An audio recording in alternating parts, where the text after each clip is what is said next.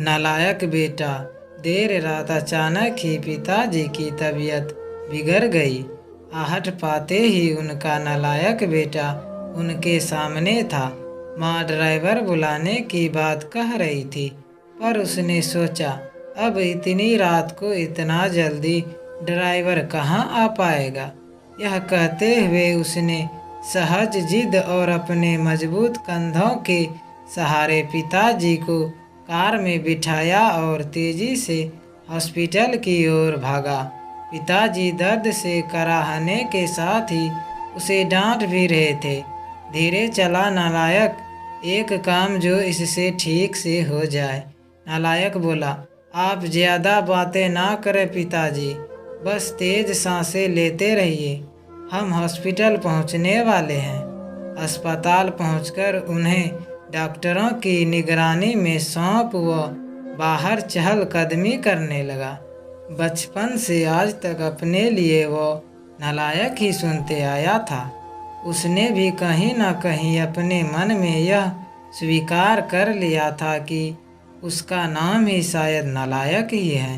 तभी तो स्कूल के समय से ही घर के लगभग सब लोग कहते थे कि नालायक फिर से फेल हो गया। नालायक को अपने यहाँ कोई चपरासी भी ना रखे। कोई बेवकूफ़ ही इस नालायक को अपनी बेटी देगा। शादी होने के बाद भी वक्त बेवक्त सब कहते रहते हैं कि इस बेचारी के भाग्य फूटे थे जो इस नालायक के पल्ले पड़ गई। हाँ, बस एक माँ ही है जिसने उसके असल नाम को अब तक जीवित रखा है। पर आज अगर उसके पिताजी को कुछ हो गया तो शायद वे भी इस ख्याल के आते ही उसकी आंखें छलक गई और वो उनके लिए हॉस्पिटल में बने एक मंदिर में प्रार्थना में डूब गया। प्रार्थना में शक्ति थी या समस्या मामूली।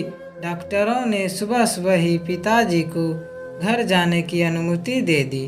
घर लौटकर उनके कमरे में छोड़ते हुए पिताजी एक बार फिर चीखे, छोड़ नालायक, तुझे तो लगा होगा कि बूढ़ा अब लौटेगा ही नहीं। उदास वो उस कमरे से निकला तो माँ से अब रहा नहीं गया।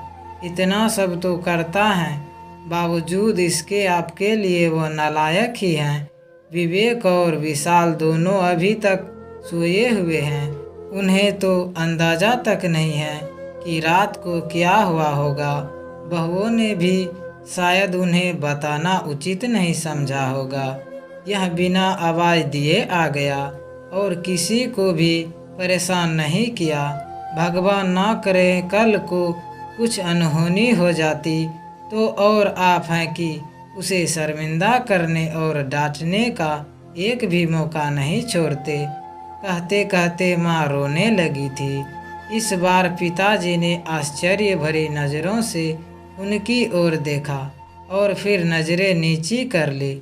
माँ रोते रोते बोल रही थी, अरे क्या कमी है हमारे बेटे में। हाँ, मानती हूँ पढ़ाई में थोड़ा कमज़ोर था, तो क्या क्या सभी होशियार ही होते हैं। वो अपना परिवार, हम दोनों को घर मकान, पुश्तैनी, कारोबार, रिश्तेदार और रिश्तेदारी सब कुछ तो बखूबी संभाल रहा है।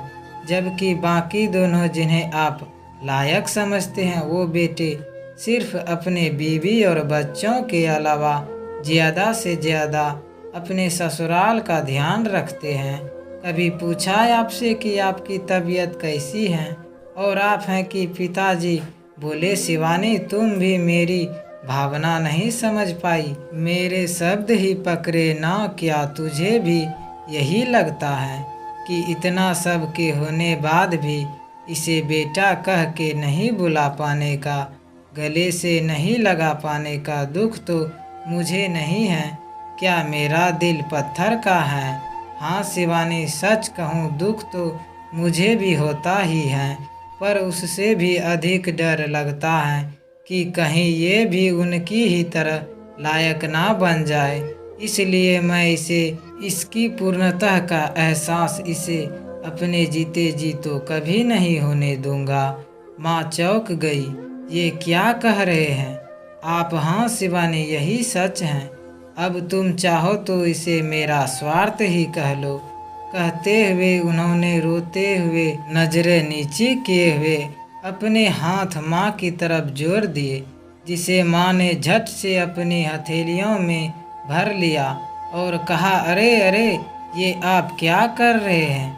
मुझे क्यों पाप का भागी बना रहे हैं? मेरी ही गलती है, मैं आपको इतने वर्षों में भी पूरी तरह नहीं समझ पाई। और दूसरी ओर दरवाजे पर वह नालायक खड़ा खड़ा यह सारी बातचीत सुन रहा था। वो भी आंसुओं में तरबतर हो गया था। उसके मन में आया कि दौड़कर अपने पिताजी के गले से लग जाएं, पर ऐसा करते ही उसके पिताजी झेंप जाते। यह सोचकर वो अपने कमरे की ओर दौड़ गया। कमरे तक पहुंचा भी नहीं था कि पिताजी की आवाज़ कानों में पड़ी, अरे नालायक, वो दवाइयाँ कहाँ रख दी? गाड़ी में ही छोड़ दी क्या? कितना भी समझा दो, इससे एक काम भी ठीक से नहीं होता। नालायक झटपट आंसुओं पोंछते हुए गाड़ी से दवाइयाँ निकालकर पिताजी के कमरे की तरफ दौड़ गया। दोस्तों, हमारा स्टोरी अच्छा लगे तो लाइक करें, शेयर करें एंड सब्सक्राइब जरूर करें। Thank you.